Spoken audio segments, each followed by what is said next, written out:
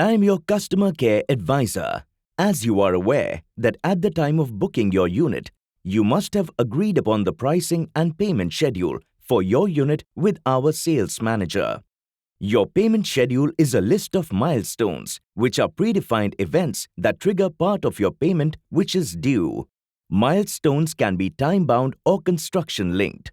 When a milestone is triggered with time or construction progress, we bill it in our system and send out the demand letter to you, post which the demand amount is due within 14 days of the demand date. The payment schedule is essentially a binding commitment from you to make outstanding payments towards your unit at the milestones which are agreed upon. We depend on the funds we receive from you to ensure we complete your project on time. When we don't receive payments on time, our liquidity gets impacted. Planning and construction at our sites gets delayed, all leading to delays in project completion.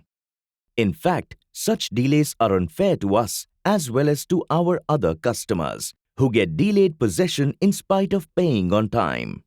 For our customers who fail to make their payments on time, in order to discourage defaults and as compensation for the cost incurred in arranging for capital from other sources, we charge interest and delayed payment administrative charges. Let me share more on the potential impact of delaying payment. Interest charges for delays in payment are levied as per the agreed rate in your application and registration agreement, which is also in accordance with the terms and conditions under RERA. The rate applicable is simple interest at State Bank of India's highest marginal cost of lending rate, MCLR, plus 2% per annum. Do note that the applicable MCLR for that quarter would be the prevailing MCLR on the first day of that quarter. Let me further elaborate on this with an example. Let's assume that for the home that you have purchased with us, rupees 10 lakhs is due today, which you are unable to pay. Let's further assume for simplicity that the MCLR is 8% per annum. The interest chargeable on your delayed payment is therefore 10% per annum.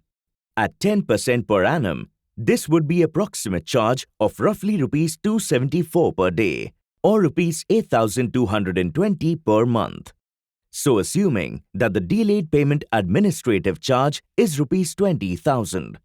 At the end of 1 month, you owe us rupees 28,220, which is much more expensive than if you would have taken credit from your own sources and made full payment to us on the due date.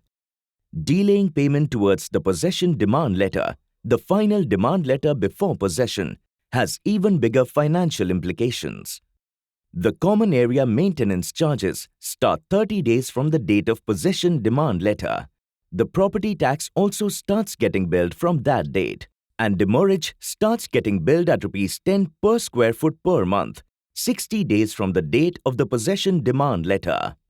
Also, in the scenario you want to rent your unit, in addition to the loss on the rental value, you also start paying for the amenities and tax without actually utilizing the property. Let's illustrate this with an example with reasonable estimates. If the common area maintenance charges come up to rupees 5,000 per month, rental income that you forgo is rupees 8,000 per month, interest and delayed payment charges are rupees 30,000 per month, and demurrage is rupees 10,000 per month. That adds up to a mammoth loss of rupees 53,000 per month. In addition to the direct financial impact, defaulting on your payments also affects your credibility with us as well as externally. We may report defaults to credit bureaus like CIBIL, which might make it more difficult for you to take loans in the future. In case you have taken a loan and make a delayed payment towards the first own contribution, the first disbursement also gets delayed, which may lead to the sanction period expiring. Defaulting also leads to repeated phone calls from us, which could get quickly annoying.